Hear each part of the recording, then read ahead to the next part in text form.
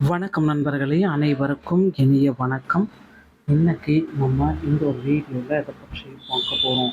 பார்த்தீங்கன்னா, தமிழகத்தில் நகைக்கடன் தள்ளுபடி இந்த அறிவிப்பை அரசு எப்பொழுது அறிவிக்க போகிறாங்க, தகுதி வரம்பு தள்ளுபடிக்கான தகுதி வரம்புகள் என்னென்ன, ஸோ நகைக்கடன் தள்ளுபடி யாருக்கெல்லாம் கிடைக்கும், எந்த பேங்க்கில் இருப்பவங்களுக்கு இந்த தள்ளுபடியை கொடுக்க போகிறாங்க, தமிழ்நாட்டில் உள்ள கூட்டுறவு மற்றும் பொதுத்துறை வங்கிகளில் வழங்கப்பட்ட நகைக்கடன் தள்ளுபடி செய்வது குறித்து வீடியோவில் பார்க்கலாம். குறிப்பாக 5 சவரன் வரை அடமானம் வைத்துள்ள ஏழை எளிய மக்கள் மற்றும் சிறு விவசாயிகளுக்கு முன்னுரிமை அளிக்கும் வகையில் தகுதியான பயனாளர்களின் பட்டியல் தயார் செய்யப்பட்டு வருவதாக இதில் குறிப்பிடப்பட்டுள்ளது.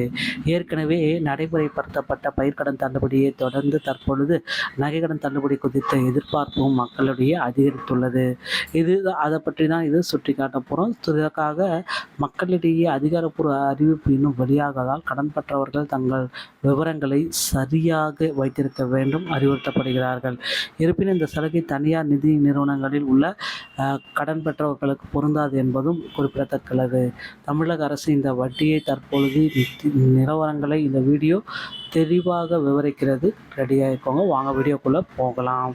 தற்போதைய நிலை அப்படின்னு நம்ம பார்க்குறப்ப கடன் பெற்றவர்களுடைய விவரம், கடன் தொகை, அடமானம் வைத்த தங்கத்தின் அளவு, இதை பேஸ் பண்ணி தான் தற்போதைய நிலை பார்த்திங்கன்னா போட்டிருக்கு.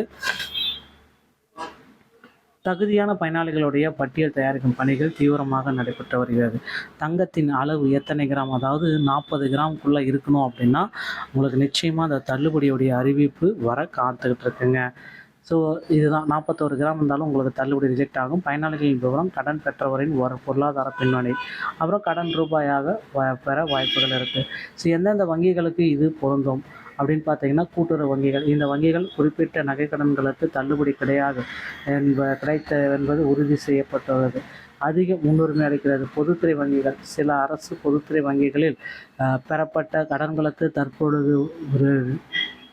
தற்போதைய பரிசீலனையில் உள்ளன. தனியார் வங்கிகள் மற்றும் நிதி நிறுவனங்களுக்கு இந்த தள்ளுபடி கிடைக்குமா அப்படின்னு பார்த்தீங்கன்னா, இங்கே பெறப்பட்ட கடன் தொகையானது தள்ளுபடி திட்டம் இந்த இதுக்கு பொருந்துறதுக்கு வாய்ப்பே இல்லை.